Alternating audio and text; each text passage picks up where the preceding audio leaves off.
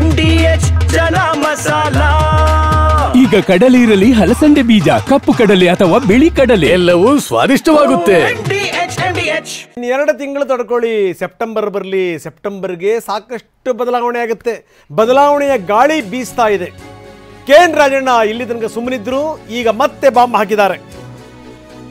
ಸೆಪ್ಟೆಂಬರ್ನಲ್ಲಿ ಭಾರೀ ಬದಲಾವಣೆ ಆಗುತ್ತೆ, ನೋಡ್ತಾ ಇರಿ. ಬೆಂಗಳೂರಿನಲ್ಲಿ ರಾಜಣ್ಣ ಮಾತಾಡಿದ್ದಾರೆ. ಆಶ್ಚರ್ಯಕರ ಬದಲಾವಣೆ ಕಾದಿದೆ ಅಂತ ಕೂಡ ಹೇಳಿದ್ದಾರೆ.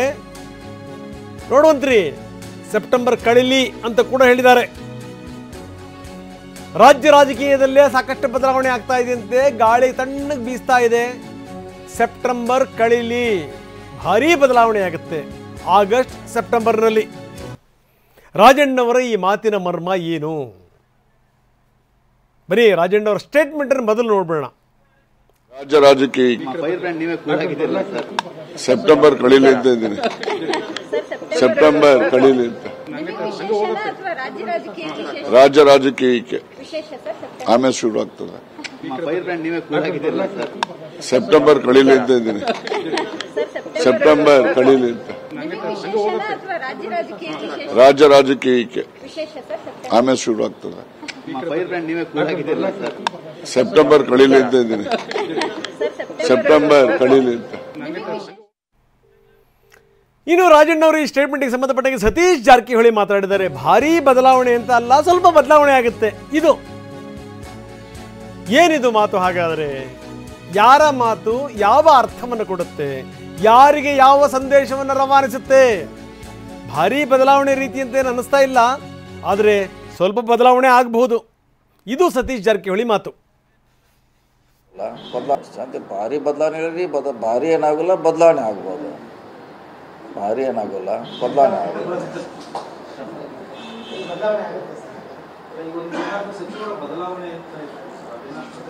ಅದನ್ನೇ ಬದಲಾವಣೆ ಆಗ್ಬೋದು, ಭಾರಿ ಆಗೋಲ್ಲ ಅಷ್ಟೇ. ಶಾಂತಿ ಭಾರಿ ಬದಲಾವಣೆ ಇರಲಿ, ಭಾರಿ ಏನಾಗಲ್ಲ, ಬದಲಾವಣೆ ಆಗ್ಬೋದು. ಭಾರಿ ಏನಾಗಲ್ಲ, ಬದಲಾವಣೆ ಆಗೋಲ್ಲ.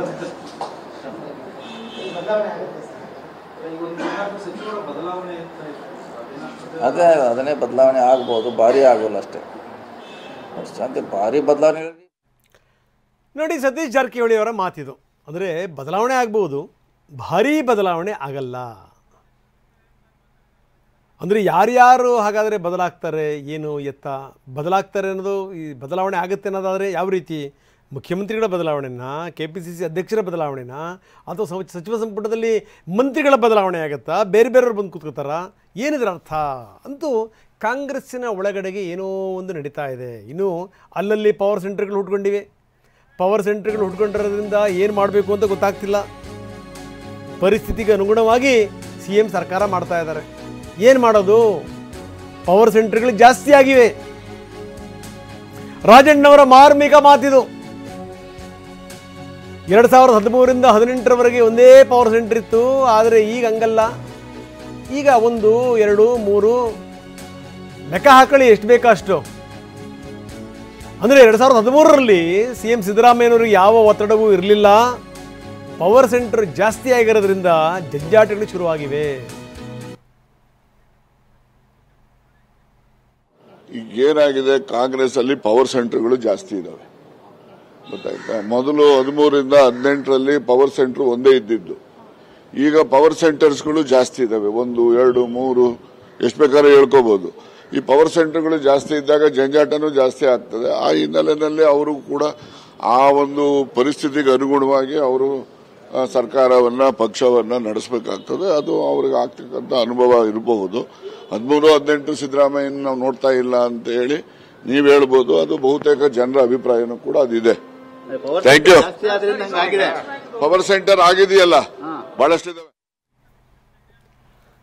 ವಾ, ಯಾಕೆ ಈಗ ಬಂತ ಸ್ವಾದ? ಖಂಡಿತ ಈಗ ಬಂತು ಅಸಲಿ ಸ್ವಾದ. MDH chunky chaat masala life ಅಲ್ಲಿ ಅಸಲಿ ಸ್ವಾದ ತರುತ್ತೆ. ಅಸಲಿ ಮಸಾಲ, ಎಸ್ ಎಸ್ MDH.